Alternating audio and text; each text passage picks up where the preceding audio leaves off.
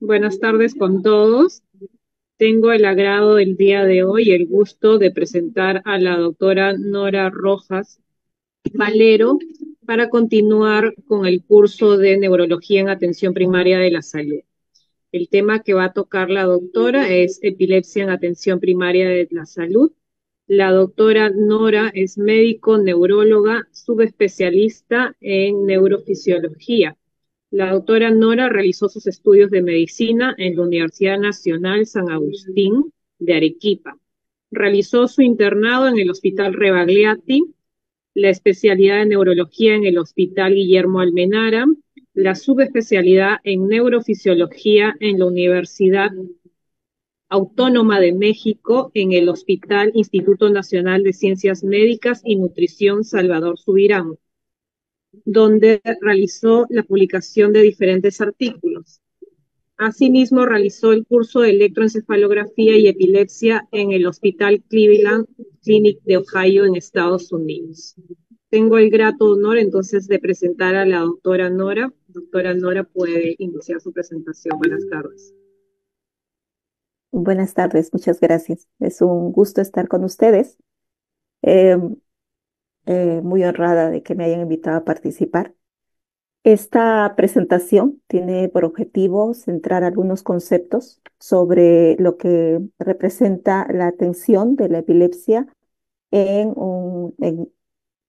el primer contacto del paciente con crisis en los centros de salud. Esto necesariamente implica saber diferenciar que cuando estamos frente a una epilepsia de cuando se trata de un evento paroxístico no epiléptico. Y así poder diferenciar, realizar un buen diagnóstico diferencial y por ende un correcto abordaje del paciente en un nivel primario de atención. Em, ¿Qué tan frecuente es la epilepsia en nuestro medio? El año 2017 realizamos una revisión de cuáles eran los casos, las causas de atención por consulta externa en el servicio de neurología del Hospital Alvenar. Nos dimos cuenta que la epilepsia ocupaba el tercer lugar del diagnóstico más frecuente en un hospital nivel 4 de salud, ¿no? Primero estaban las cefaleas, en segundo lugar estaban las lumbalgias y en tercer lugar estaban las epilepsias. Era bastante más frecuente de lo que teníamos la percepción inicial. Y esto iba de la mano con el hecho de saber que en el mundo son casi 70 millones de personas las que la prevalencia es uno de cada 100 personas en general. Significa que esta patología es bastante frecuente y está condicionada, está asociada a 3 a 6 veces más de riesgo de muerte, ya sea por las complicaciones, los traumatismos, las, el SUDEP, la misma muerte asociada a la epilepsia, y también por el hecho de que tiene una comorbilidad importante asociada, sobre todo psiquiátrica, que condiciona y desmedra el nivel de vida de estos pacientes. Eh, lo más, lo que más resalta para nuestro medio es el hecho de saber que de tantos pacientes con epilepsia, el 80% de todos los pacientes que tienen epilepsia en el mundo viven en países de bajos recursos, de bajos ingresos. Y esto porque son más prevalentes los factores que pueden condicionar a epilepsias de un origen estructural, de un origen adquirido. Por ejemplo, el hecho de presencia de traumatismos encefalocranianos o lesiones perinatales que condicionan posteriormente a que el paciente pueda sufrir de epilepsia. Entonces, si uno de cada 100 personas en el mundo tiene epilepsia y de esos el 80% está en países de bajos recursos, el Perú no salta esa norma y probablemente esa sea la causa por la cual, ya sea por infecciones, traumatismos o lesiones perinatales, en nuestros hospitales, desde un nivel primario hasta un nivel 4 de atención, sea tan prevalente la presencia de pacientes con epilepsia. La epilepsia es mucho más que la ocurrencia de crisis. Un paciente que conlleva esta condición tiene alteraciones cognitivas, complicaciones psiquiátricas, afecciones somáticas, problemas académicos, ocupacionales. Va a tener que lidiar definitivamente con mucho estigma social al respecto. Hay alteraciones de sueño, trastornos, retrasos en el neurodesarrollo, estigmatización, no solamente laboral, ¿no? También familiar. Entonces, estamos hablando de todo un contexto en el cual este paciente va a tener compromiso o va a tener mermada su calidad de vida. Entonces, independientemente, obviamente, a que se van a utilizar recursos de larga data, el costo en la salud y la mortalidad son elevados para estos pacientes. ¿De qué hablamos cuando estamos hablando de epilepsia? Una crisis de epilepsia es la ocurrencia transitoria de signos o síntomas debido a la actividad neuronal excesiva simultánea de una región o de toda la corteza cerebral. Cuando nosotros decimos signos o síntomas transitorios, quiere decir que no necesariamente estos van a ser motores.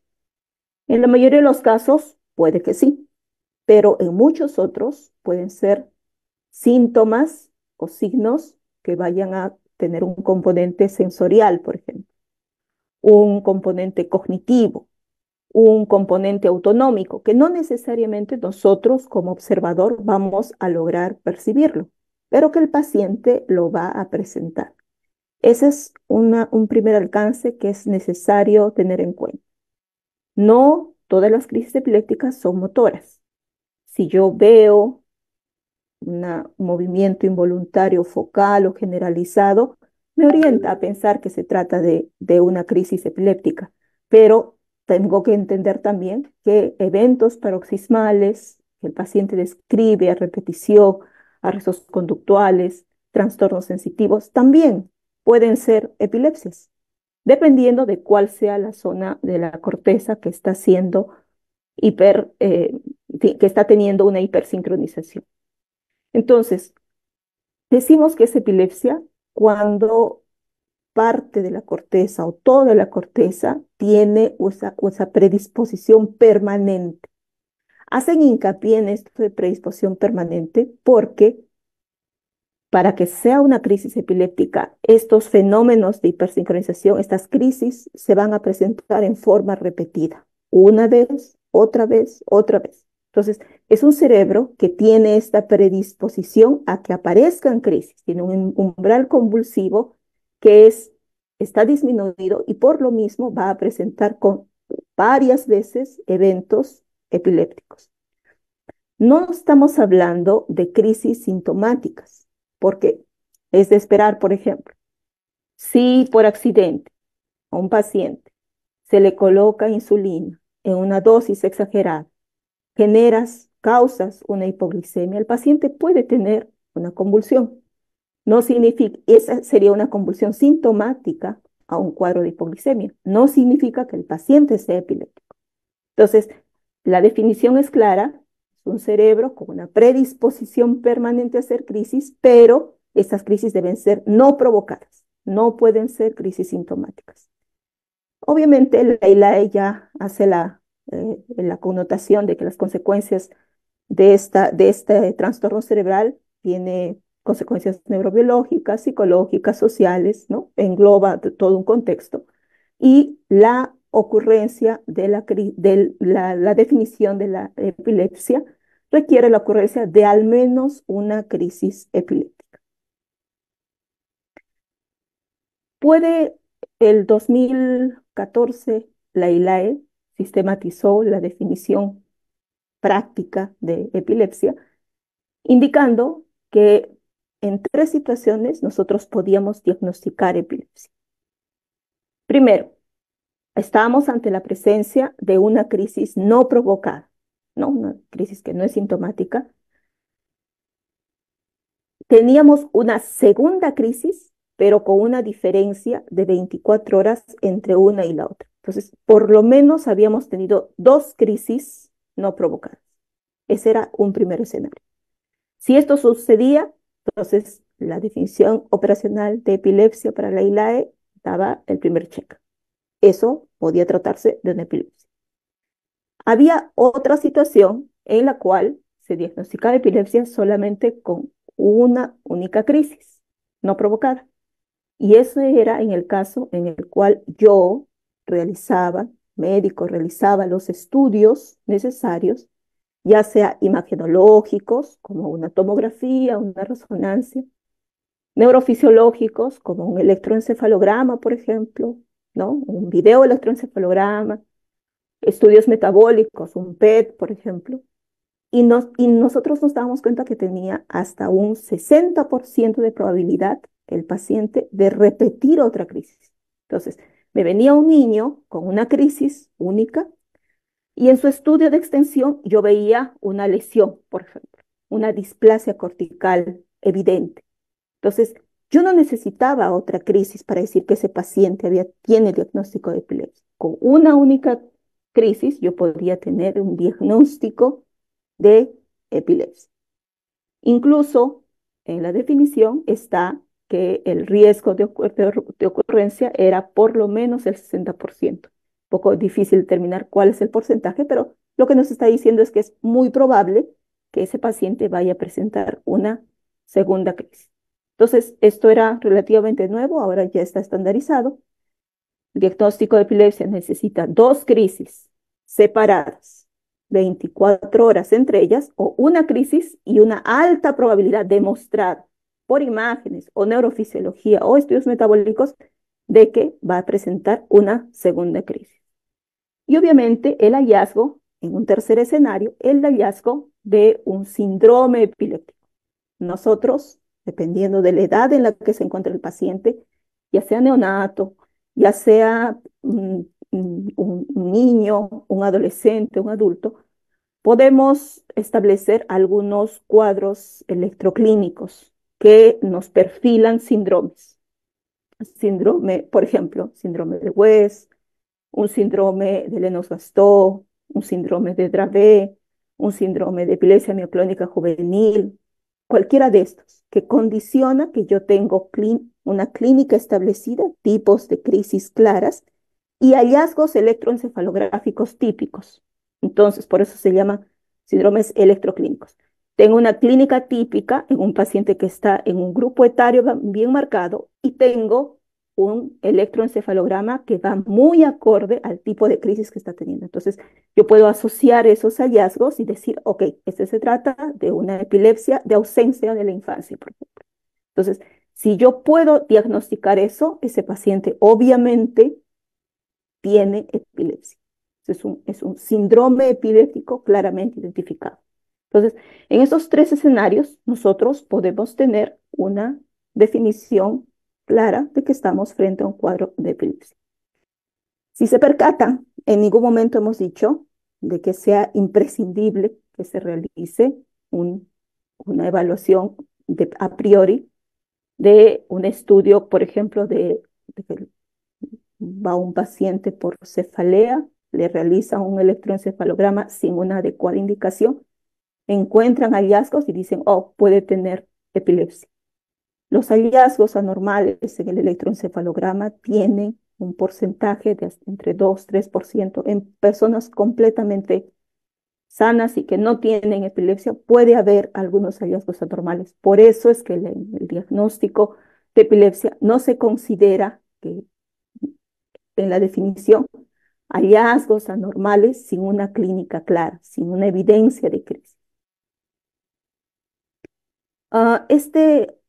Mis videos acá no están corriendo, pero los tengo aquí de esta otra presentación. Solamente era para mostrarles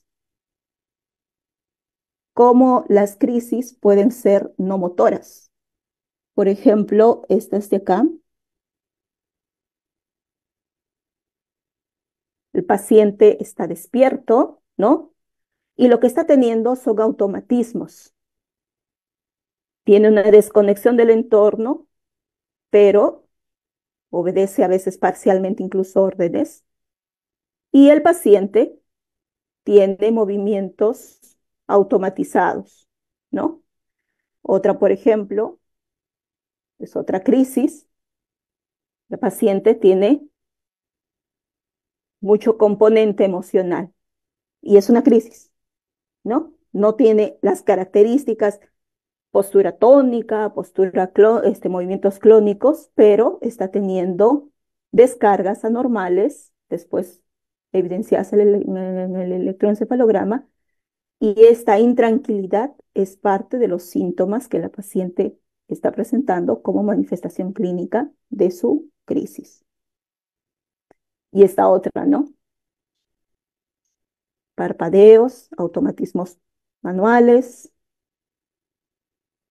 diferentes tipos de crisis epilépticas que no necesariamente son las clásicas generalizadas, tónico-clónico generalizadas que vemos más en las emergencias. Ahora, ¿cómo clasificamos, a partir del 2017, se reguló la clasificación de las epilepsias? Tiene mucho que ver que nosotros logremos identificar de qué crisis epiléptica estamos hablando para saber qué tipo de epilepsia estamos hablando. Y la gran división que se realizó es distribuirlas en crisis de inicio focal versus crisis de inicio generalizado.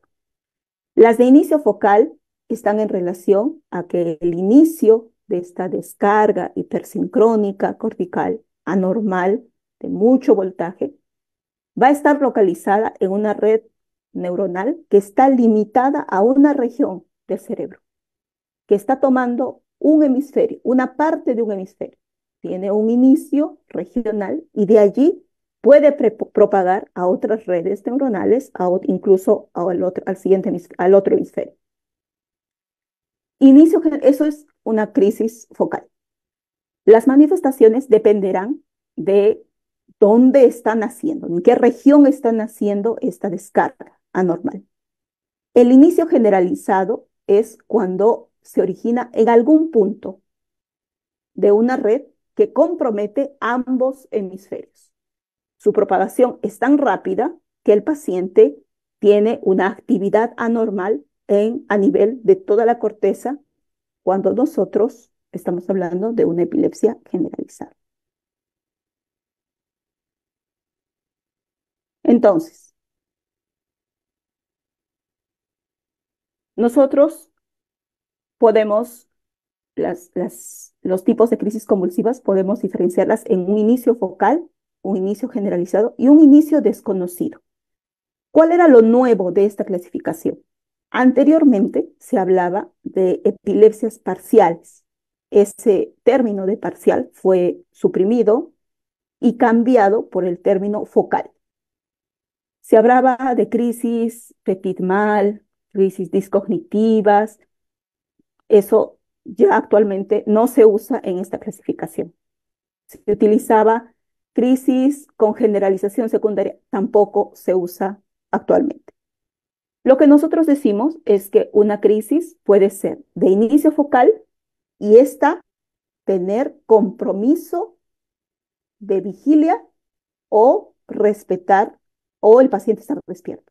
Puede tener compromiso de vigilia o puede el paciente o tener una vigilia conservada. Y el inicio motor puede comprender automatismos, puede tener una actividad atónica, es decir, una pérdida del tono, ya sea en una sola región. Antes las crisis atónicas solamente eran consideradas generalizadas, ahora se sabe que no, que pueden ser tranquilamente focales. Puede tener una manifestación clónica. Las clonías son esas sacudidas parciales de una extremidad, de un segmento corporal. Pueden existir a manera de espasmos epilépticos con un inicio focal. Los espasmos epilépticos ya no son síndromes de orden generalizado, sino también puede tener un inicio focal y también ser generalizado. Pueden las crisis ser de tipo mioclónico. Cuando hablamos de mioclónicos, son estas sacudidas que no necesariamente, que son muy rápidas, muy breves, habitualmente de extremidades, sacudidas que van muy ligadas a síndromes como por ejemplo la epilepsia mioclónica juvenil.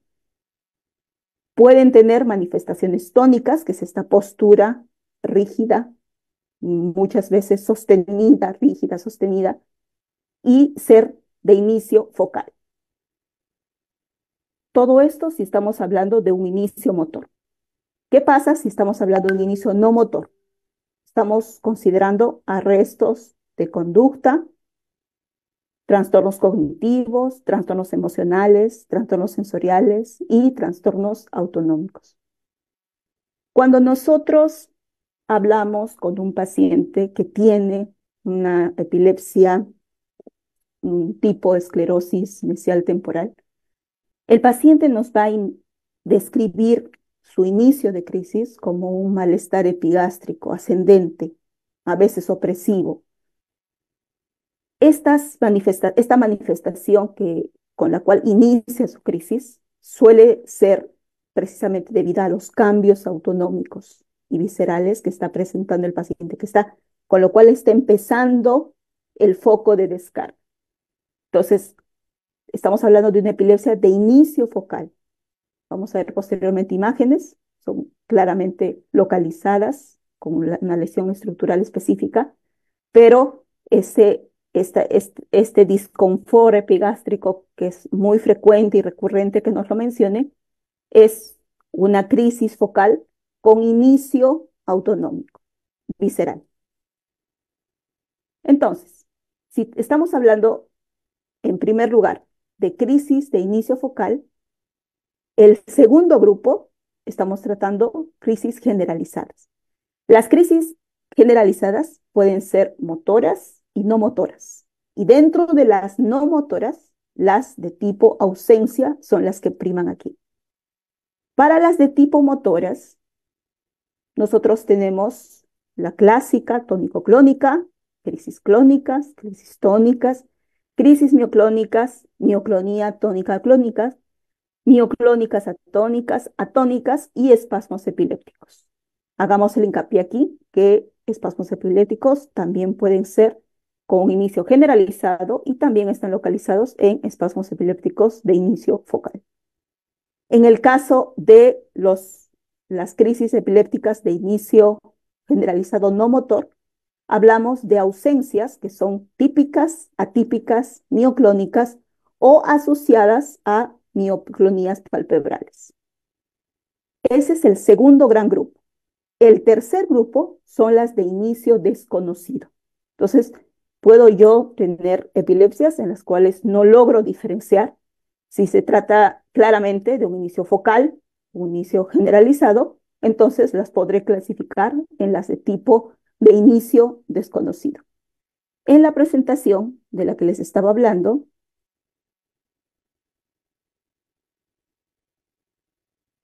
por ejemplo, tenemos aquí una epilepsia de ausencia. Como ustedes van a observar, es característico de una edad en particular, son las edades preescolares. No sé si logremos saber.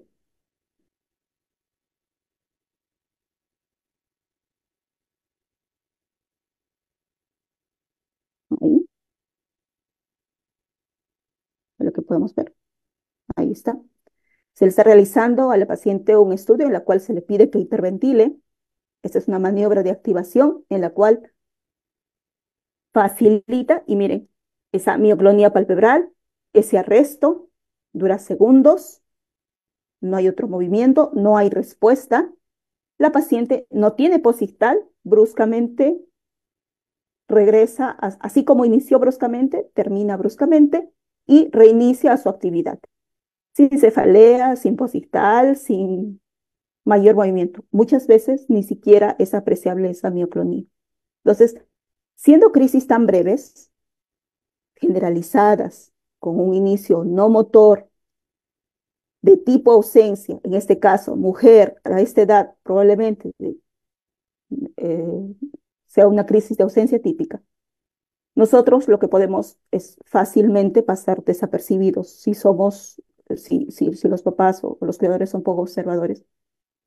Puede tener un niño que está con algún déficit de atención, poca concentración poco seguimiento en el horario de clases, y no ser por otro motivo, sino porque está teniendo crisis de este tipo de ausencia, pero consecutivas unas tras otras. Entonces, como ustedes pueden observar, las crisis tienen diferente gama y variabilidad en su presentación clínica. Esta es una de las crisis a mostrarles. Miren esta otra, por ejemplo. El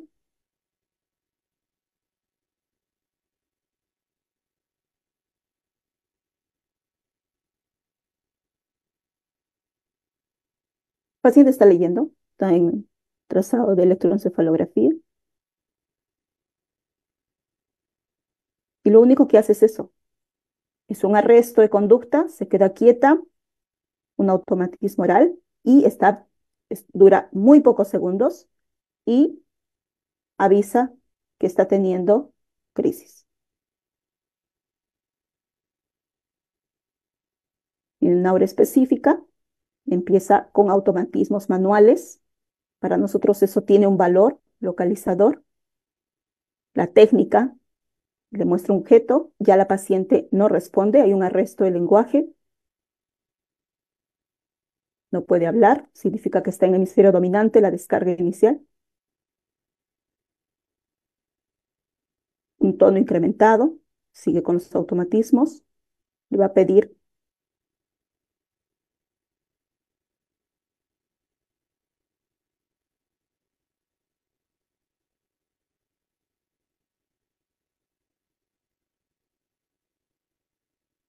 Parece tener algún componente visceral, tipo náuseas, probablemente algún compromiso temporal o un giro supramarginal o singular que esté tomado,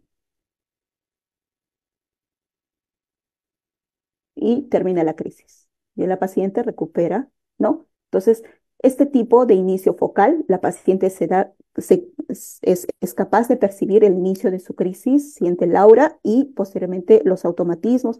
Entonces, nos está hablando de una crisis de inicio focal con manifestaciones motores a manera de automatismos. Estaríamos aquí en la clasificación. Y finalmente, vamos a ver esta otra.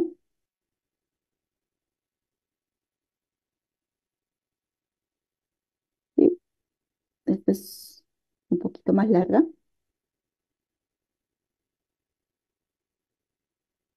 ¿Mm? Está, sí, ahí. Ujú. La paciente despierta, ¿no? Acá, en la unidad de electroencefalografía, paciente despierto, con movimiento, con artefacto por movimiento, con artefacto está parpadeando, y hay una lentificación rítmica del trazado. Aquí no es el normal, se hace más lento y bruscamente tiene esta postura tónica. O sea, es una crisis donde lo primero que estamos observando es esa postura tónica, súbita, bilateral, simétrica.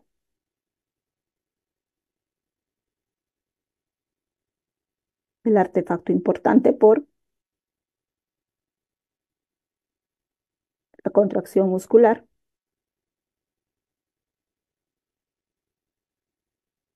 El estado confusional, el paciente ya no responde a órdenes.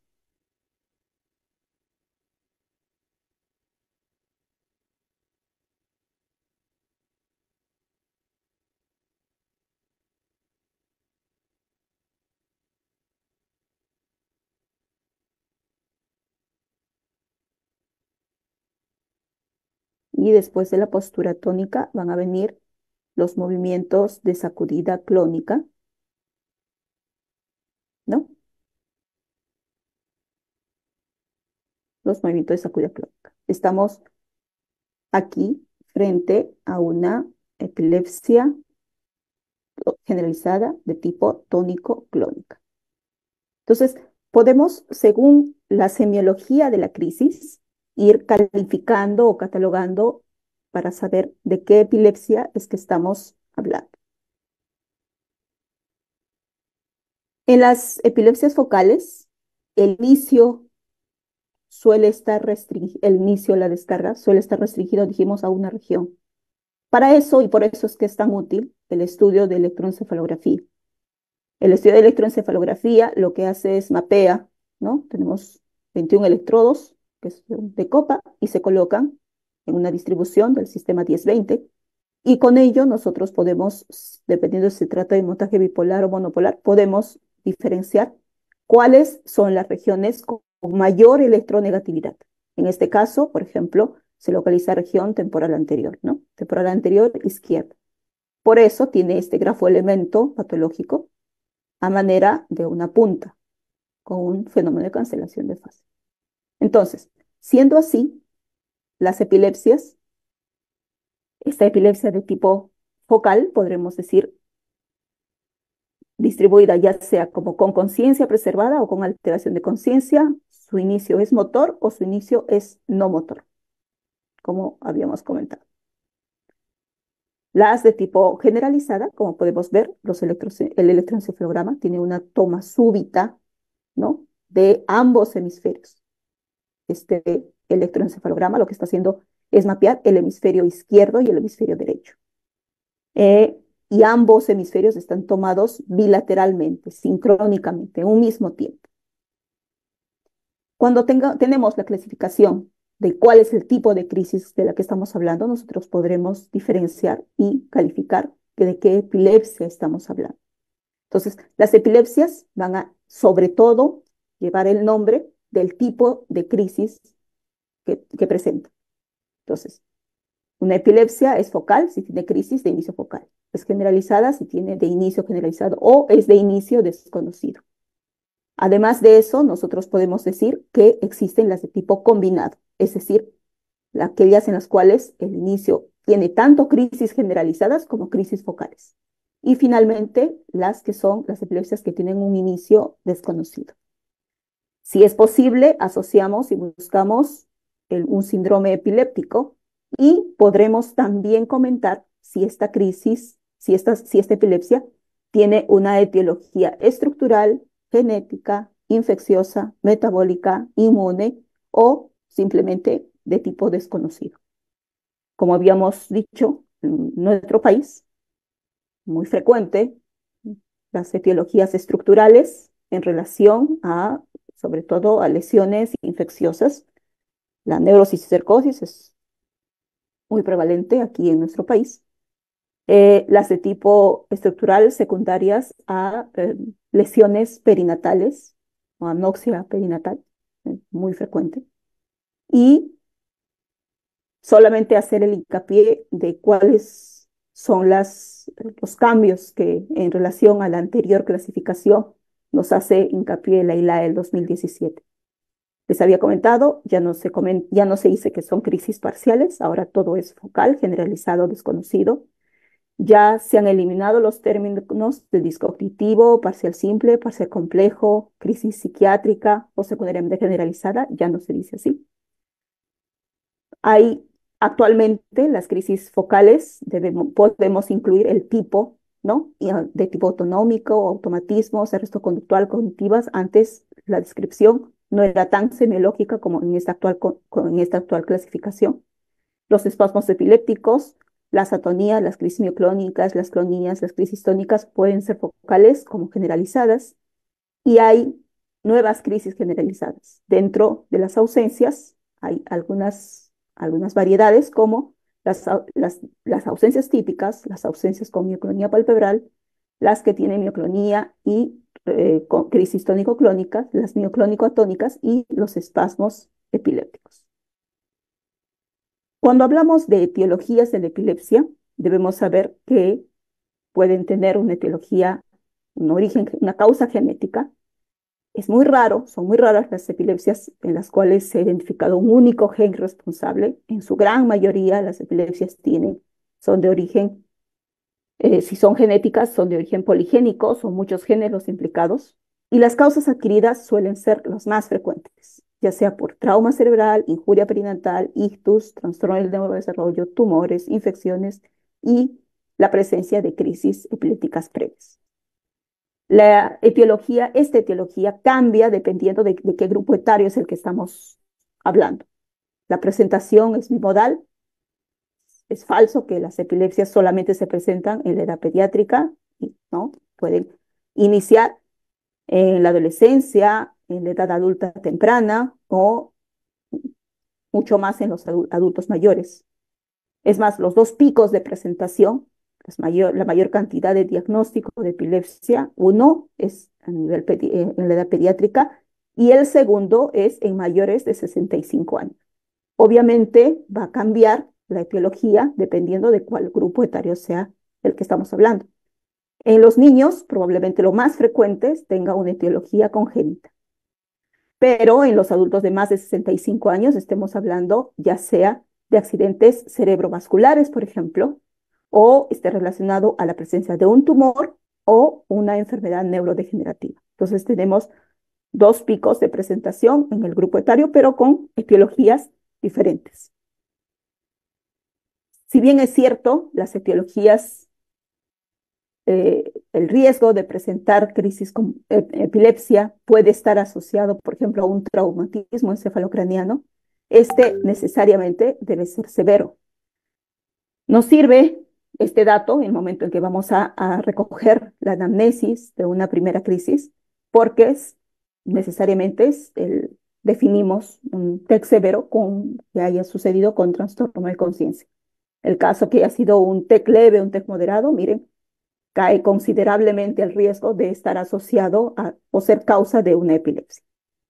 Los ictus, ya sea isquémico, hemorrágico, hemorragia subaracnoidea, son las causas muy frecuentes en adultos mayores y los tumores cerebrales también alcanzan gran prevalencia.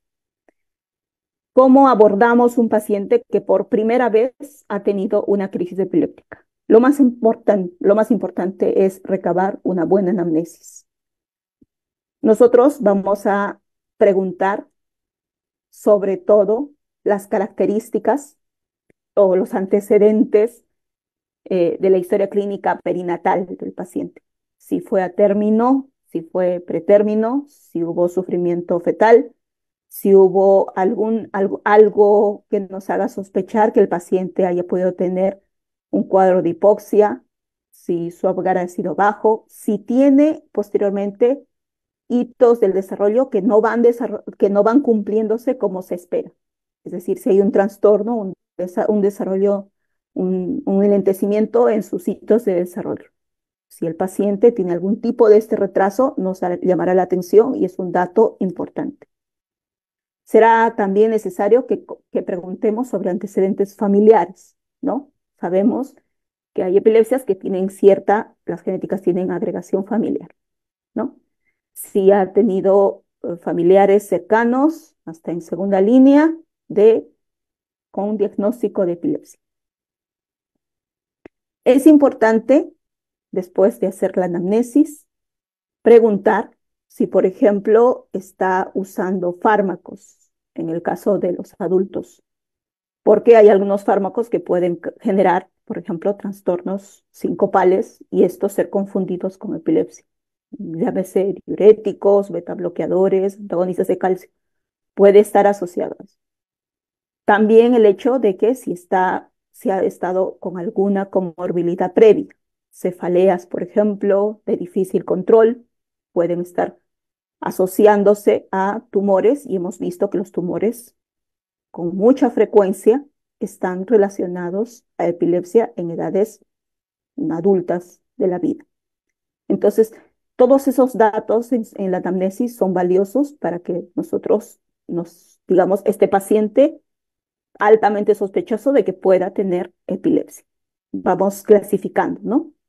Si está en zona endémica, si, por ejemplo, de alta prevalencia de neurocisticercosis, sus hábitos, si el agua que consume es de una calidad dudosa, podría ser un vehículo para neuroinfecciones y esto condicionar la presencia de epilepsia. Entonces, estos datos son valiosos y deben irse recabando. El paciente con epilepsia habitualmente tiene un examen físico normal. No, sin embargo, tendremos que hacer una revisión sobre todo de estigmas en la piel, ¿no? De repente, una mancha vinosa nos delata por ahí un Weber, nódulos sebáceos, ¿no? Una esclerosis tuberosa, estigmas en las uñas también, manchas, café con leche, ¿no? Que podrían ser asociados a facomatosis, otros um, síndromes, ¿no? Neurocutáneos. Entonces, nosotros lo que vamos a hacer es, de todas maneras, una evaluación de al menos buscando los estigmas en la piel. Y también pediremos estudios de exámenes auxiliares, son importantes, tanto los estudios de imágenes como los estudios neurofisiológicos tipo electroencefalograma. En relación a los estudios de imágenes, eh, si bien es cierto, la resonancia es el estudio con protocolo de epilepsia, es decir, de corte fino, es nuestro estudio de elección, siempre procurar pedir también una tomografía de cerebro, porque la tomografía, a diferencia de otras de otros cuadros, nos permite observar claramente las calcificaciones. Y estas mismas calcificaciones a veces no se observan en la resonancia. Entonces, la tomografía conserva su valor en nuestro medio, al menos nos encuentra fácilmente cuadros de neurosis calcificada y siendo tan común, pues tenemos que pedirla, tomografía y resonancia. Ahora, cuando ya vamos a hablar con el paciente o con los testigos de esta primera crisis, para nosotros será valioso que sistematicemos si estamos preguntando de la fase preictal, ictal o posictal. ¿Qué preguntaremos en relación a la fase preictal? Pródromos. Pródromos porque si el paciente ha estado sudoroso, pálido, sometido a deshidratación, ha estado de repente con falta de ingesta de alimentos, todo esto nos asociará a más un síncope que a una epilepsia.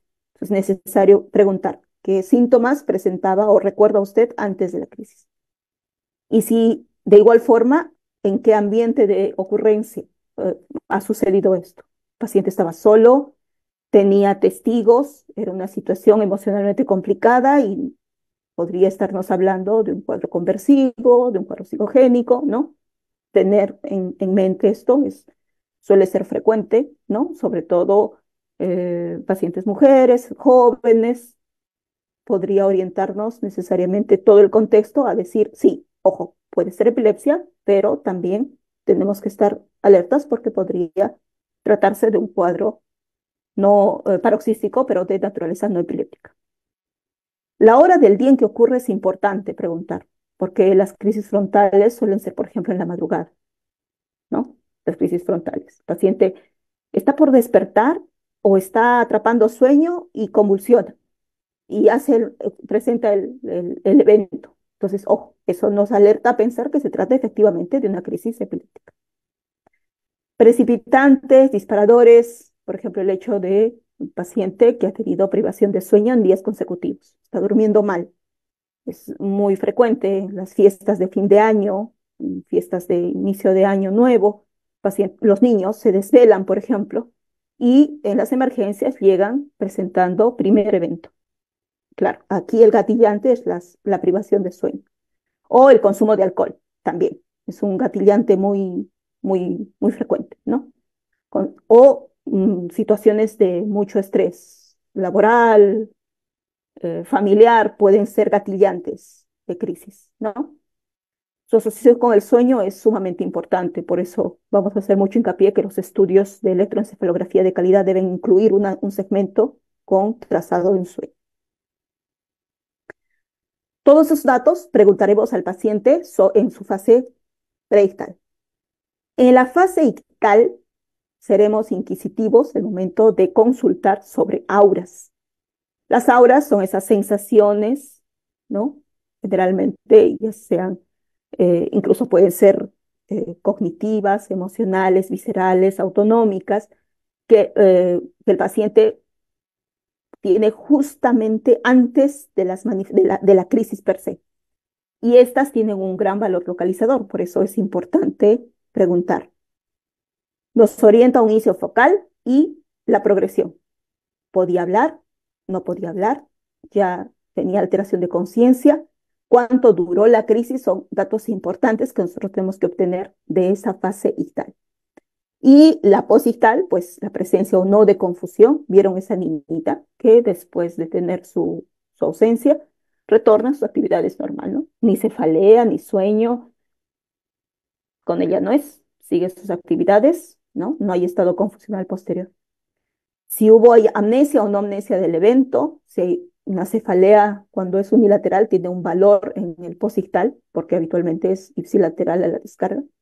Una paresia de TOT tiene un valor localizador también, suele ser contralateral a la zona focal de descarga.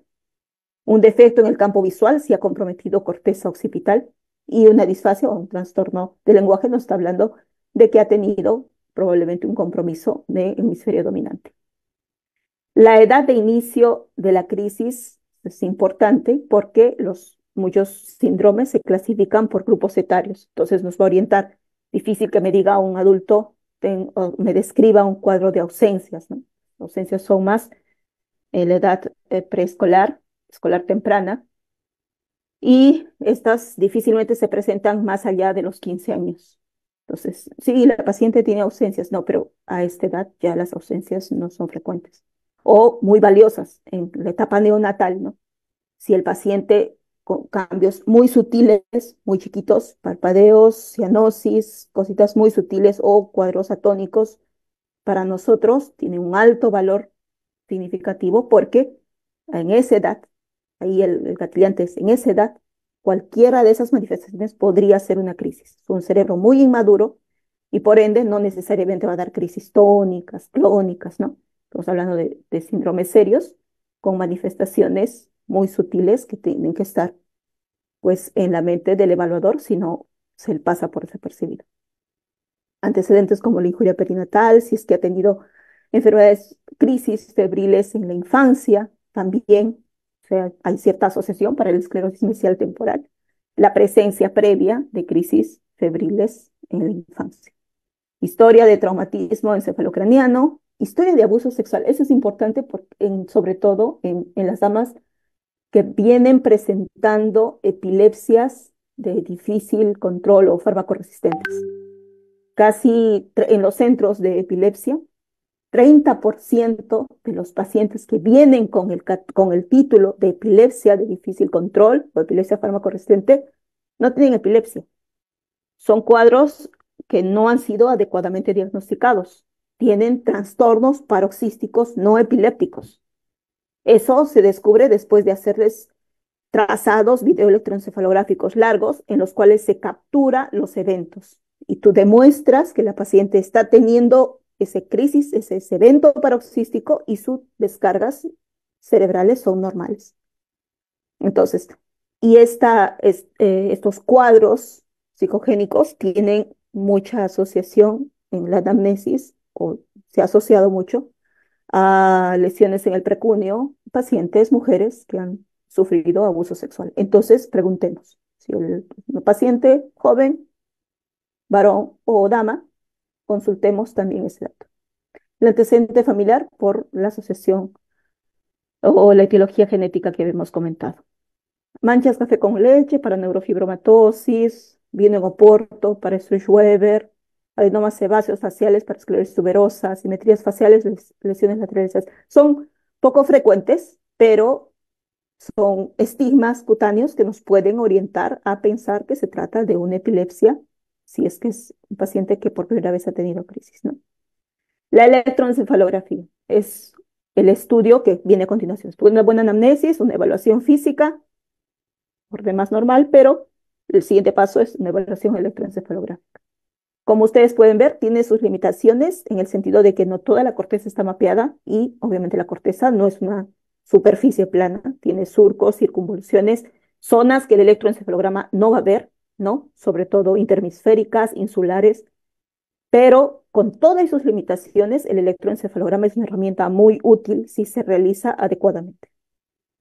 El paciente tiene que ser la colocación de los de los electrodos tiene que ser realizado según el sistema 1020, un personal que se haya capacitado previamente para eso, para que este sea lo más estándar y comparable posible. Nosotros vamos a establecer diferentes montajes y en esos montajes, por ejemplo, en este tipo bipolar, vamos a buscar estos hallazgos, ya sea una punta, una onda aguda, una cancelación de fase, una oposición de fase, un complejo punta-onda, lo que nosotros vamos a ir identificando para decir, sí, se trata de una actividad focal, se trata de una actividad generalizada y esto es valioso porque nuestro tratamiento farmacológico va a estar orientado según los hallazgos que yo tenga, la descripción de mi crisis y que esté de la mano con hallazgos electroencefalográficos que me hagan pensar que se trata de una epilepsia focal. Entonces, tendré fármacos que voy a ir eligiendo según se trate de focal o se trate generalizado. El electroencefalograma, cuando tienen descargas bilaterales sincrónicas en ambos hemisferios, sabemos que los electrodos con número impar está hablando de hemisferio izquierdo, con los número par está hablando de hemisferio derecho, y acá tenemos descargas bilaterales, ¿no? En ambos lados, simétricas, sincrónicas, es decir, que están sucediendo en el mismo momento y nosotros podemos ver que está localizándonos, pero nos está hablando de un compromiso, de una red que está tomando ambos hemisferios. Entonces, nos puede localizar o nos puede clasificar en generalizada esta crisis. Idealmente, un trazado electroencefalográfico debe tener, bueno, dice la más, por lo menos 30 minutos de trazado de buena calidad. Dicen, por lo menos 30 minutos de trazado de buena calidad. Es decir, sin artefactos, sin movimiento. Entonces, trazaré más de 30. No puedo trazar pues 10, 15 minutos, 20 minutos o 30 minutos lleno de artefactos. No, no me sirve. Técnicamente no es adecuado para realizar un diagnóstico. Lo que piden es por lo menos 30 minutos libres de buena calidad, de buen artefacto. Libre de artefacto, perdón. Ahora, ojalá fuera con somnolencia y sueño. Para nosotros, sí o sí, debe incluir una fase de sueño. Entonces, ¿cómo conseguimos eso? Porque no podemos sedar a un paciente. No debemos sedar a un paciente para conseguir un electroencefalograma. Eso altera su trazado electroencefalograma, sus ondas electroencefalográficas, eso mimetiza, oculta los hallazgos que potencialmente el paciente pudiera tener.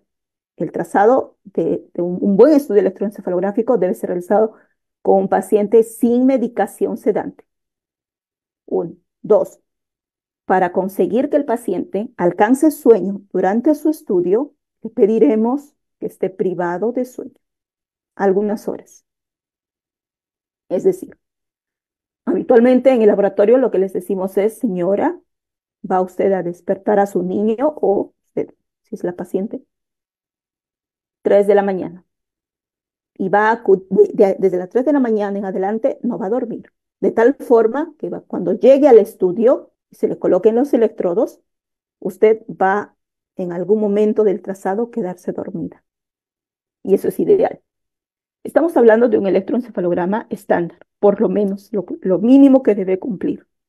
Obviamente se hacen estudios más prolongados, donde incluso buscamos trazar el sueño REM, porque algunas epilepsias lateralizan, focalizan mejor en sueño REM, se manifiestan o no en algunas fases de sueño específica, entonces nos ayuda a orientarnos de esa forma, ¿no?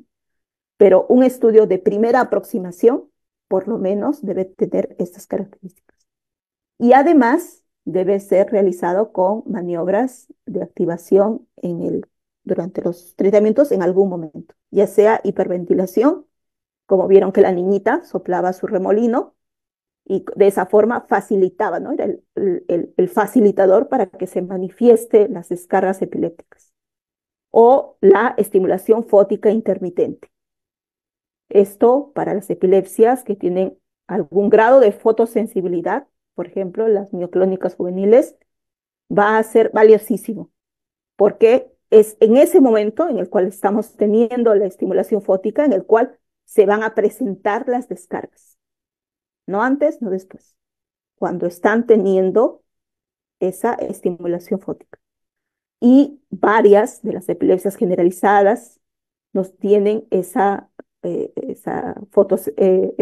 incremento fotoparoxismal cuando se está realizando la estimulación fótica intermitente con esta luz estroboscópica. Ahora, una pregunta que suelen hacer con frecuencia. El paciente tuvo un evento, ¿ya? Se le realiza el electroencefalograma, sale normal. ¿Esto descarta que tenga epilepsia? La verdad es que no. En realidad nos orienta, pero hay zonas epileptogénicas que están fuera del alcance de un primer electroencefalograma.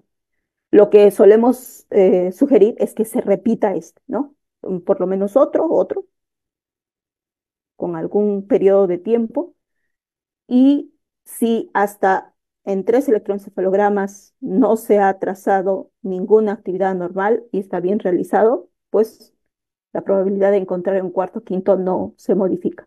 Pero no es que un solo electroencefalograma tenga el rendimiento para descartar por completo la presencia de epilepsia.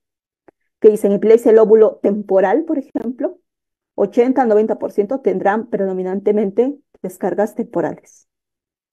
Las descargas bitemporales se ven entre 25-33% de los casos. Pero en las epilepsias que son extratemporales, por ejemplo, las frontales, nada más, pueden tener descargas epileptiformes localizadas en el lóbulo que origina la crisis, pero hasta un 30% no tener descargas. O sea, de plano, si la epilepsia tiene una zona de inicio que está fuera del lóbulo temporal, hasta 30% de los casos me va a salir un electroencefalograma normal. Por eso la importancia de considerar algunas características que mejoran, optimizan el rendimiento de esta herramienta. Y aunque no es infalible, nos ayuda en gran parte. Estos son estudios de imágenes que van a ir a la par o que solemos solicitar junto con los estudios electrofisiológicos. Los estudios de imagen, por ejemplo, aquí en particular, estamos observando en la esclerosis mesial temporal. ¿Por qué traemos a colación esto? Porque es muy frecuente adultos jóvenes que tienen antecedente de alguna crisis febril, por ejemplo, y debutan edad adulta joven con estos cuadros, con este disconfort gástrico, automatismos, arrestos y generalización.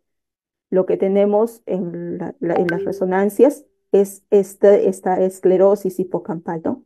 Hipocampo que está en la resonancia tomando o resaltando de forma anómala, ya sea con un incremento de señal o también lo que habitualmente en los cortes podemos observar es un adelgazamiento, ¿no? De del fornix, por ejemplo. O en estos cortes de tipo coronal, pues miren ustedes, diferentes se ven, ¿no? Los hipocampos, una señal diferente. La esclerosis hipocampal nos da una mayor señal. Aquí está. ¿Por qué es importante este cuadro? Porque una epilepsia focal con lesión estructural establecida, como es la esclerosis mesial temporal, que es muy frecuente, no responde a fármacos. Le das uno, le das otro, asocias, pones otro fármaco, dos, tres, no responde. Y sin embargo, cuando estos pacientes son derivados a un estudio para ver si son candidatos a cirugía de epilepsia, responden muy bien. Quedan libres de crisis por encima del 70%.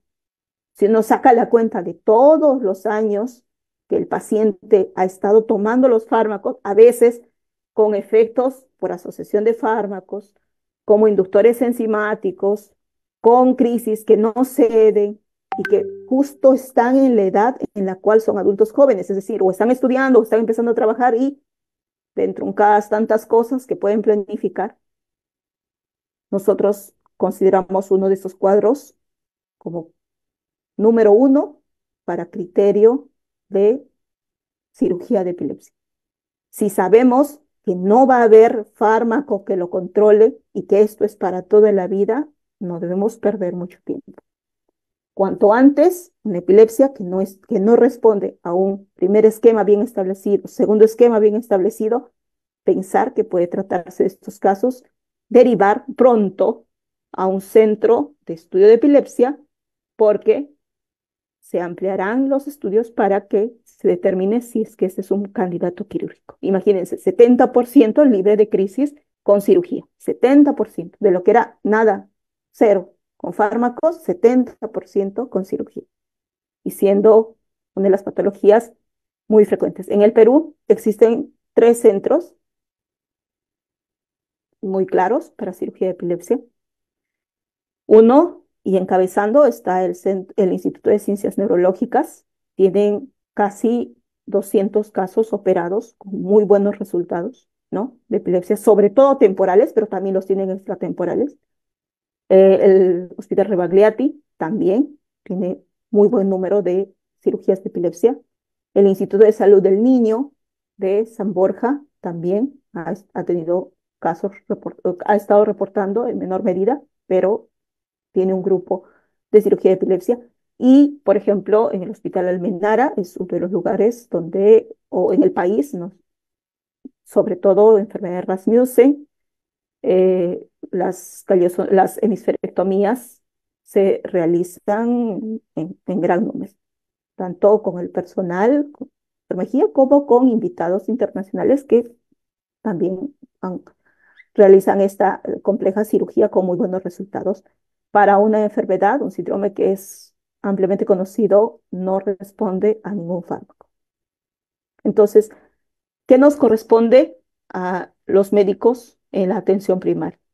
Es identificar que es, uno, que sea epilepsia; dos, si responde a los fármacos, perfecto. Si no responde en primer cambio, segundo cambio, y sé que le estoy dando a una dosis adecuada, pronto referirlo. No quedarme mucho tiempo con este paciente. Potencialmente pensar que se trata de un paciente que va a requerir un estudio para que se le evalúe como candidato de epilepsia al tratarse de una epilepsia fármaco-resistente. Entonces, no todas las cirugías de epilepsia son resectivas. Muchas veces hay cirugías paliativas. En algunos hospitales, la colocación del estimulador del nervio vago para las lesiones que no están necesariamente focales y claramente identificadas es también una solución que en el país se viene brindando, con restricciones por relación por situación de costos, pero como una alternativa más. Hablemos un poco de lo referente al diagnóstico diferencial de la epilepsia, porque es como que muy alto el porcentaje de pacientes que tienen diagnóstico de epilepsia, pero es un diagnóstico errado de epilepsia. No tienen epilepsia.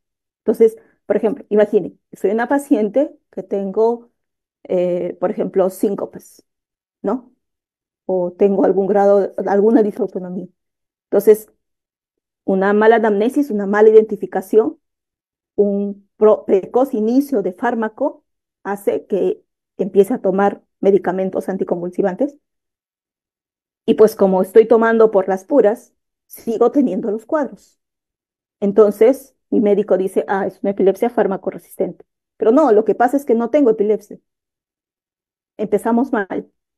Entonces, es importante para nosotros tener algunos criterios para diferenciar cuando se trata de epilepsia, que nos puede orientar a pensar que es epilepsia, que nos puede orientar a pensar que se trata de un evento paroxístico de naturaleza no epiléptica. Entonces, cuando estamos frente a un evento paroxístico, este puede ser no epiléptico o epiléptico. Si estamos hablando de un no epiléptico, estos pueden ser fisiológicos o psicógenos. Los fisiológicos pueden, en primer lugar, el síncope, muy frecuente. Asociación de fármacos, como habíamos hablado, ¿no? Disautonomías.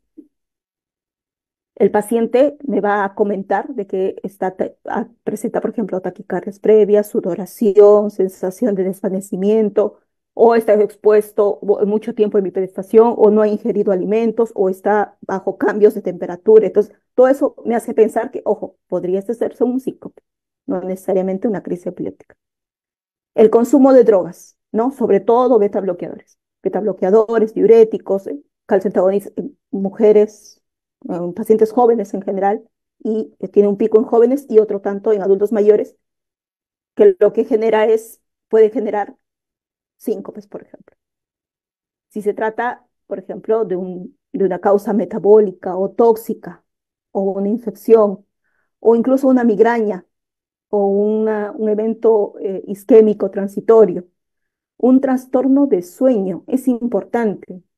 Hay las epilepsias frontales, son, habíamos comentado, muy al despertar, muy cuando están justo en fases profundas de sueño y van a despertar el paciente. Y allí tiene crisis hiperkinéticas, o sea, con mucho, mucho movimiento, así, muy brusco. Pero así, tal cual, hay trastornos de movimientos, o trastornos de sueño REM, de sueño no REM, perdón, que están asociados a discinesias paroxísticas nocturnas, que son muy, muy parecidas a crisis convulsivas. Tiene ese movimiento brusco, generalizado, en horas de la noche. O sea, si uno no le hace el estudio de videoelectroencefalografía, no tiene cómo saber si eso era epiléptico o no era epiléptico. Muy similar. Entonces, será motivo como para, si no me responde a fármacos, derivarlo para que se estudie y se califique si es que este tipo paroxístico epiléptico o no epiléptico. Trastornos del movimiento. ¿Cuántas veces hemos tenido niños o mamás que nos vienen preocupadas porque su niño está presentando un movimiento rítmico tipo tics, por ejemplo, o espasmos del sollozo, y no necesariamente son epilépticos? ¿Qué pasó? Se puso azul la boquita, hizo arresto. Entonces, tratemos de obtener más datos y no a priori decir, oh, ok, esto es epilepsia. No, hay muchos, un gran número de trastornos del movimiento, sobre todo a esa edad, que pueden confundirse con epilepsia y no necesariamente serlo. Eso en relación a desencadenantes fisiológicos, a cuadros con un trasfondo fisiológico. ¿Qué pasa con los que tienen un trastorno psicológico? Cuadros, por ejemplo, cuadros conversivos, ¿no? Frente a un contexto de mucho estrés, por ejemplo, trastornos afectivos, ataques de pánico, trastornos disociativos, de personalidad, incluso simulación, también hay que decirlo, ¿no? Simulación, traumas, historias de abuso. Nosotros tenemos algunos datos semiológicos que nos pueden hacer pensar que se trata de un trastorno paroxístico no epiléptico. Por ejemplo, por ejemplo, uno, el paciente está teniendo, generalmente las crisis convulsivas son cortas, duran menos de 3 minutos. El cerebro limita su actividad anormal. Cuando dura más de 3 minutos, peligro, puede estar yendo a un estatus convulsivo y hay que derivarlo a un centro médico. Pero normalmente las crisis se autolimitan. Menos de 3 minutos, se yugula, cesa. En cambio, los eventos paroxísticos no epilépticos, el paciente sigue presentándolos por varios minutos. Tú no sabes en realidad, tiene un inicio dudoso, un término dudoso, muy prolongado. Entonces, eso me hace pensar que se trate de un trastorno que sea no epiléptico. Ahora, los movimientos con muchas sacudidas, sobre todo en la región de miembros inferiores, sobre todo en la cintura pélvica, me hacen sospechar que se trata de un cuadro no epiléptico. Las crisis o los eventos que vienen el paciente presionando los párpados, ¿no? Ajustando los párpados, me hace sospechar que se trata de una crisis que es no convulsiva. O aquellas en las cuales parcialmente está, mm, supuestamente está con mucho movimiento, pero observo y no necesariamente hay cambios en los reflejos pupilares.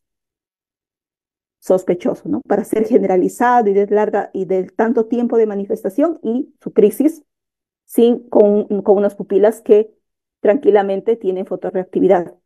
Son algunos datos que nos hacen pensar que podría tratarse de una crisis epiléptica, perdón, una crisis paroxística que es de origen no epiléptico. Entonces, con más razón, derivarlo para estudio, porque la única forma de probar de que no es una epilepsia es realizar un estudio de videoelectroencefalograma en la cual se capture el evento, se capture el mismo momento en el que está teniendo el evento y yo demuestre que su trazado electroencefalográfico es normal. Es la única forma. Y no hay fármaco que le ayude, sino probablemente manejo con psicoterapia. Va a remitir, va a mejorar. La paciente es una simuladora, pero no con fármacos, ¿no? Entonces reorientaremos su abordaje. Ahora, las crisis dentro de un evento para clasificarlas, un evento paroxístico, estas pueden tratarse de crisis epilépticas que son provocadas. ¿Qué situaciones condicionan crisis provocadas? Por ejemplo, el consumo de alcohol, la falta de sueño, el uso de drogas, trastornos metabólicos como la hipoglicemia, les había comentado, los cuadros de fiebre. Ustedes saben, los niños pequeñitos no tienen una regulación adecuada y con temperaturas a veces no necesariamente muy altas, 38 o 39, presentan crisis. Entonces son algunas crisis provocadas, son gatilladores de crisis. Y obviamente de origen infeccioso, ¿no? Una neuroinfección obviamente que va a generar pues crisis convulsivas más que justificadas. Ahora, las crisis epilépticas también pueden ser no provocadas y estas de ser, cuando son de tipo recurrente una tras otra, pues hablaremos de epilepsias y ahí ya las clasificamos en epilepsias focales y generalizadas. Ahora, ¿qué es lo que tenemos que recordar? ¿Para qué nos sirve clasificarlas? Hacer la semiología, sospechar que se trate de una epilepsia focal o una epilepsia generalizada para abordar el manejo. ¿Será conveniente que a una paciente que por primera vez está teniendo una crisis y esta crisis convulsiva, pero provocada por un cuadro febril, un niño chico, ¿será conveniente que yo inicie tratamiento anticonvulsivante? No, porque ni siquiera tiene diagnóstico de epilepsia. Una sola crisis no me hace diagnóstico de epilepsia. Lo que le diré a la mamá es que para siguientes oportunidades controle rápidamente, que es un cerebro que rápidamente puede hacer crisis con incremento de temperatura. Entonces, le pediré que sea agresiva en el manejo de la temperatura, pero no tengo yo por qué iniciarle fármacos anticonvulsivantes. ¿Será conveniente que un paciente que llega con una primera crisis, que les he comentado que las crisis son menos de 3 minutos, se autolimita? ¿Será que con una sola crisis yo le inicie tratamiento anticonvulsivante? No, porque una crisis no me hace el diagnóstico de epilepsia. Y si no tiene el diagnóstico de epilepsia, ¿por qué tendría que someter a ese paciente a tomar fármacos? Los anticonvulsivantes no se toman 1 o 2 semanas, 1 o 2 meses. Se toman por mucho tiempo y tienen criterios claros y específicos de cuándo retirar la medicación. Entonces, con una crisis lo estudiaré, lo derivaré, pero no tendré el criterio de darle o iniciar fármacos anticonvulsivantes. Otra situación, un paciente que tiene una crisis de menos de 3 minutos y plan, le inicio fármaco anticonvulsivante. No, porque las crisis solamente se autolimitan, solamente cuando duran más de los 3 minutos es que necesito llevarlo a un centro de salud para para estudio o abordaje y ver si es que necesita o no fármaco anticonvulsivante. Imaginemos que ya tenemos el diagnóstico. Es epilepsia, es de inicio generalizado. ¿Cuál es el fármaco de elección? para las epilepsias de inicio generalizado. El primero, el más efectivo, es el valproato de sodio. Y eso nos queda bien claro. El pero se interpone en las pacientes que son mujeres y que están en edad fértil. El valproato se ha asociado a malformaciones eh, fetales, trastorno de aprendizaje, ¿no? Entonces, evitar darlo en mujeres en edad fértil. Entonces, en las pacientes que son mujeres jóvenes en edad fértil, de preferencia elegir entre la motrigina o la levetiracetam. Si no es mujer, no está en edad fértil, nuestro esquema va al proato en primera línea, la motrigina, la levetiracetam en segunda línea y por ahí cerca topiramato.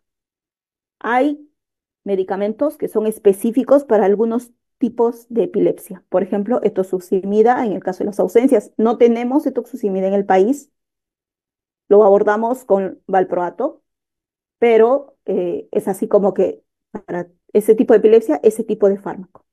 En el caso de valproato, cuando hay ausencias y epilepsias tónicas, tónico-clónicas asociadas, valproato, primera opción. Sonizumab, perampanel, fármacos nuevos que se han asociado o están específicamente diseñados para epilepsias de este tipo generalizado. Y las epilepsias focales. De primera línea elegiremos carbamazepina o sus versiones más modernas, otro fármaco, oxcarbamazepina. La motrigina, levetiracetam, la cosamida, todos estos han mostrado que tienen una eficacia similar. Es cierto, con menos efectos adversos que en el caso de la carbamazepina. No más efectivos, pero sí con menores efectos adversos. Pero, ojo, nosotros para eh, medicar a un paciente no solamente debemos ver la eficacia, solo guiarnos por la eficacia, porque será muy diferente que yo tenga un paciente anciano, por ejemplo. Digamos, imagínense, es un paciente joven con una epilepsia focal. Mi primera elección, diré, carbamazepina. En su defecto, si puede comprar, oxcarbamazepina. No me funciona. Segunda línea, por ejemplo, levetiracetam o asociaré la motrigina. Vale, pero es muy diferente que yo tenga un paciente anciano que ya toma fármacos y yo le dé carbamazepina. Carbamazepina es un inductor enzimático y al ser inductor enzimático puede traer complicaciones con los fármacos que previamente el paciente toma. Entonces, no solamente me deberé guiar por la eficacia, perdón, sino también por qué tipo de pacientes es al que lo estoy medicando. Tenga mucho cuidado. La lamotrigina es un excelente fármaco. Me va muy bien para el manejo de las epilepsias focales, pero también en muchos casos para la asociación cuando voy la lamotrigina con valproato. Muy buena respuesta en varias epilepsias de difícil control, siempre y cuando suba la lamotrigina muy poquito, muy lentamente, poquito y poquito, en 4 o 5 semanas, pero deberé tener cuidado porque la lamotrigina condiciona cuadros severos de manifestaciones cutáneas, incluso Steven Jones, cuadros de alergias generalizadas por rash cutáneo, porque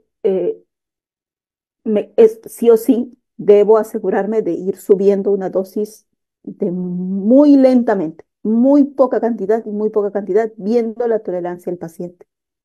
Si consigo que ese ascenso sea progresivo, esa biodisponibilidad sea creciente y lo puedo asociar con valproato, es una excelente asociación farmacológica.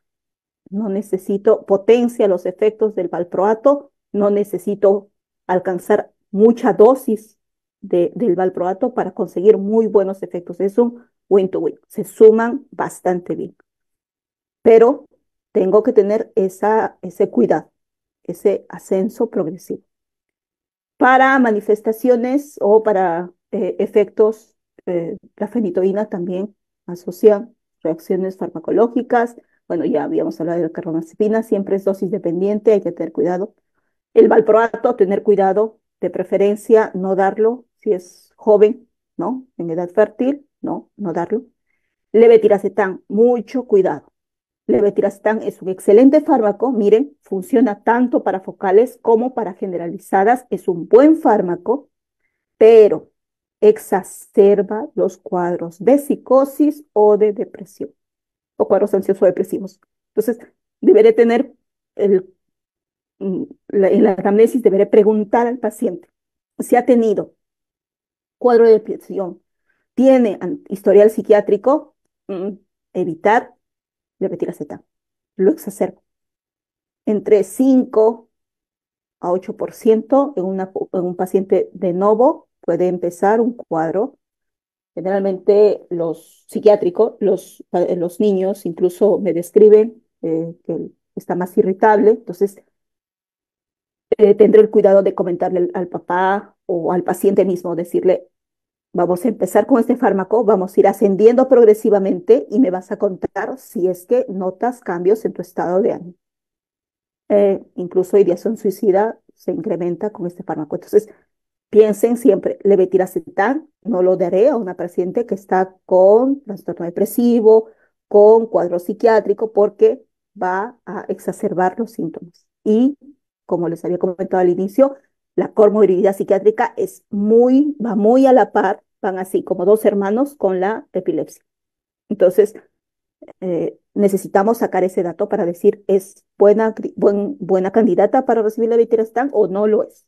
Entonces, tendremos ese cuidado. ¿Qué otra cosa? Las arritmias cardíacas, por ejemplo, las carbamazepinas pueden gatillarlas. Entonces, si es adulto mayor, con menos razón para darle carbamazepina, así yo esté viendo una epilepsia focal muy circunscrita y diga, pues este paciente sería un buen candidato para carbamazepina. Puede pensar uno eso por su epilepsia, pero si hay otra comorbilidad, tiene trastorno cardíaco o es anciano, no, mejor no darle. Esto es como ustedes pueden ver, la asociación de malformaciones está muy incrementado en el caso de valproato. No hay fármaco en realidad que no genere, ¿no? Un paciente gestante, por ejemplo, no hay fármaco, pero definitivamente no, fenobarbital, definitivamente no, valproato. Carbamazepina, fenitoína, no son buenas opciones. Y lo que nosotros, la verdad, utilizamos es la motrigina o topiramato, de preferencia la primera, son de lo primero que utilizamos. Cuando he tenido pacientes que son jóvenes y no me responde a otros fármacos, soy muy clara explicándoles el contexto de si sí o sí tengo que usar valproato, de que debe cuidarse, de que no debe gestar, de que cuando quiera gestar me avise previamente para hacer el cambio de medicación, ¿no? Porque muchas veces te dicen, entonces ya no voy a poder tener hijos. No, no es así, sino que no puedes gestar mientras estés tomando el fármaco. Por eso, preferir no darlo y si sí o sí tengo que darlo, pues tendré el cuidado del caso. ¿Cuál es el algoritmo de evaluación? Si yo tengo una epilepsia de reciente diagnóstico, o sea, primera crisis, primera vez, y ya tengo una evidencia de que es epilepsia, o sea, o me repitió crisis o tengo los estudios que avalan que es epilepsia, entonces la monoterapia inicial solamente con un fármaco, y ese fármaco bien elegido, tendré una tasa de remisión de 50%. La mitad me va a responder, la mitad no me va a responder. Cuando adicione otro fármaco, cambie el esquema o sustituya o eh, lo adicione, voy a incrementar mi respuesta entre 10 al 20%. ¿Qué significa? Que voy a tener hasta 70% de respuesta. De 10 pacientes, 7 por lo menos me van a venir a la siguiente control diciendo, ya no tengo más crisis, ya estoy controlando mi cuadro. Pero ¿qué pasa con esos otros tres, que he hecho dos cambios. Estoy segura que se trata de los fármacos que deben estar indicados para ese tipo de crisis. Entonces, al toque tengo que pensar que se trata de una epilepsia fármaco resistente. Por lo menos 3 de 10 no me va a responder. No tiene sentido que esté cambiando una tercera vez, una cuarta vez, que le adicione acá, que sume para acá. No, no, no.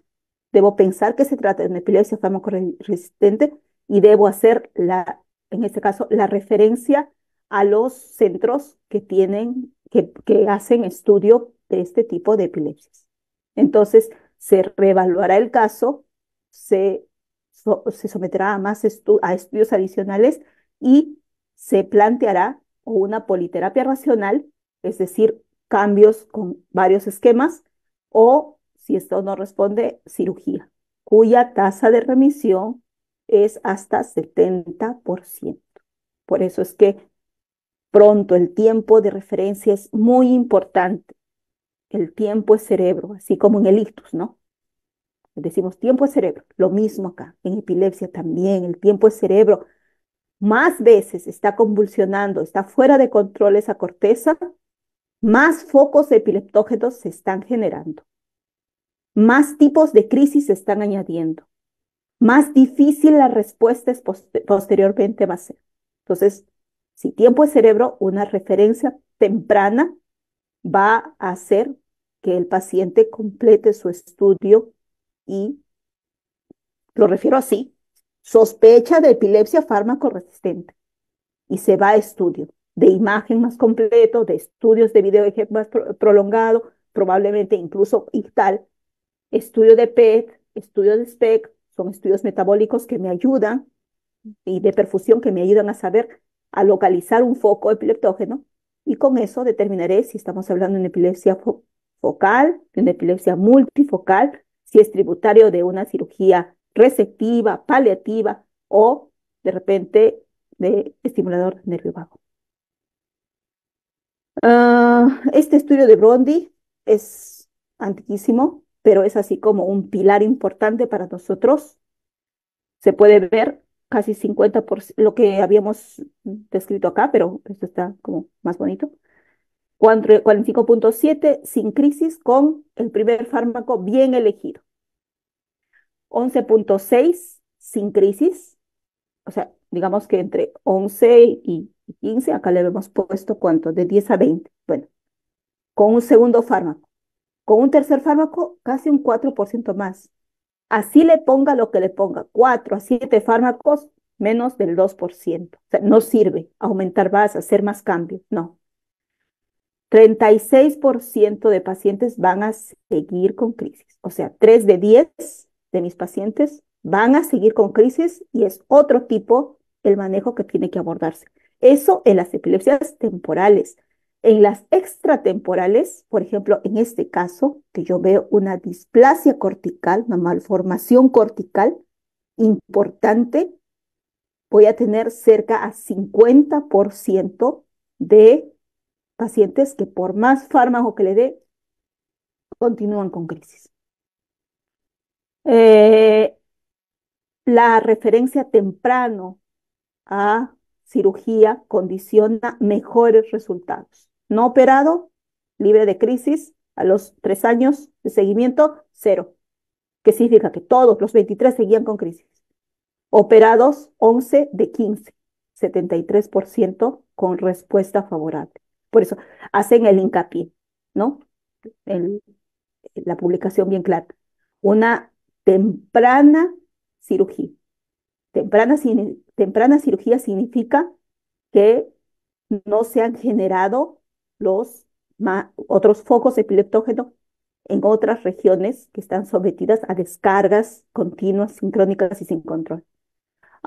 Es cierto que actualmente operan mucho más de lo que antes se operaba, sí es cierto.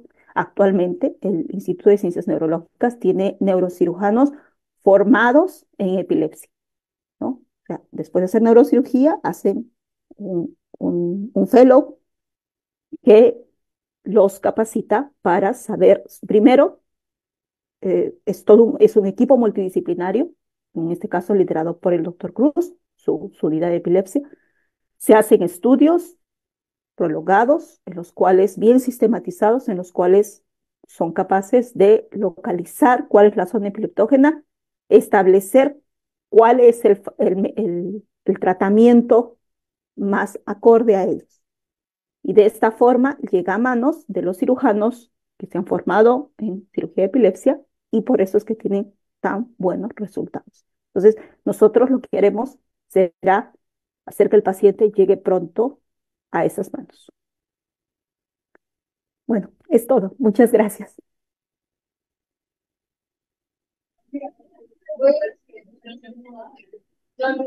Muchas gracias, doctora Nora, por su excelente ponencia. Gracias por poner todos sus conocimientos, su experiencia en esta ponencia del día de hoy. Creo que ahorita no hay nada, dejado ninguna pregunta, ninguna consulta, porque parece que ha quedado todo bastante claro.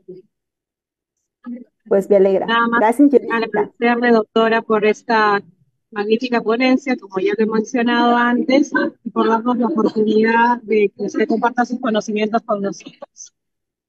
Muchas gracias. Un placer para mí. Muchas gracias, doctora. Buenas noches. Hasta luego. Buenas Gracias por noches. escuchar la Gracias. ponencia.